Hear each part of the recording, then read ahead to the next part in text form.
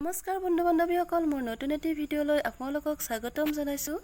আজি মই আপোনালোকৰ কাৰণে লৈ আহিছোঁ এটি ভেদাইলতা আৰু মচুৰ দাইলৰ বৰ ৰেচিপি।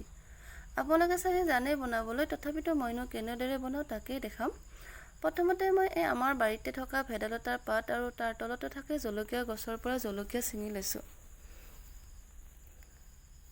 এতিয়া মই এই পাতবোৰ ভালদৰে চাফা কৰি ল'ম, কিয়নো ইয়াত বিভিন্ন পোক পতংগ লাগি থাকে, সেয়ে ভালদৰে চাফা কৰি লওঁ। ভেদাইলতা পাতত বিভিন্ন ঔষধি গুণ আছে, যেনে ধৰক পেটৰ বিভিন্ন ৰোগৰ কাৰণে ভাল। ৰোগী বা নিৰোগী যিকোনো লোকে যদি নিয়মিত সেৱন কৰে যথেষ্ট শক্তি পায়, হজম শক্তিও বৃদ্ধি কৰে। এনেকুৱা বহুতো ঔষধি গুণ আছে। এতিয়া মই এই পাতবোৰ ধুই ল'ম।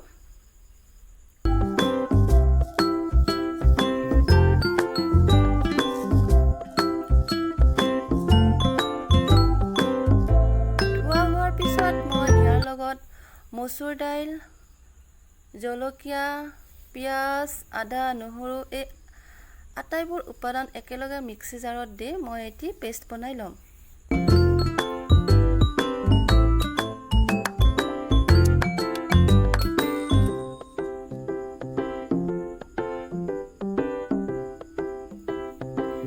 মোৰ পেষ্ট বনোৱা হৈ গ'ল। এতিয়া বাতি এটাত ওলাই ল'ম। এতিয়া মই ইয়াত এড কৰিম অলপ পিঠাগুড়ি,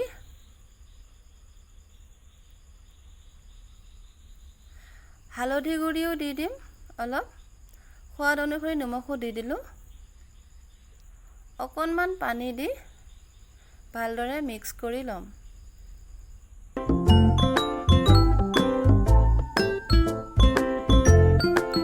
পনীয়া হোৱা যেন লাগিছে অলপ।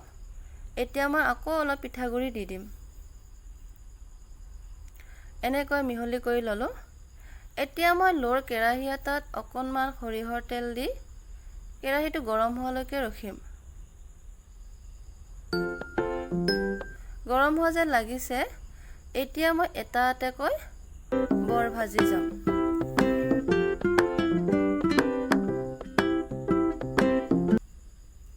জুইৰ ফ্লেমটো কমাই লৈছোঁ, কিয়নো জ্বলি যোৱাৰ চান্স থাকে।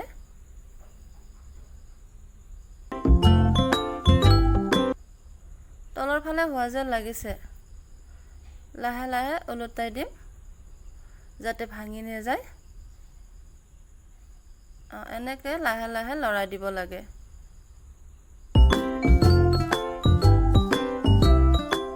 আপোনালোকে বনাই চাবচোন, এটি সুন্দৰ ৰেচিপি হয়।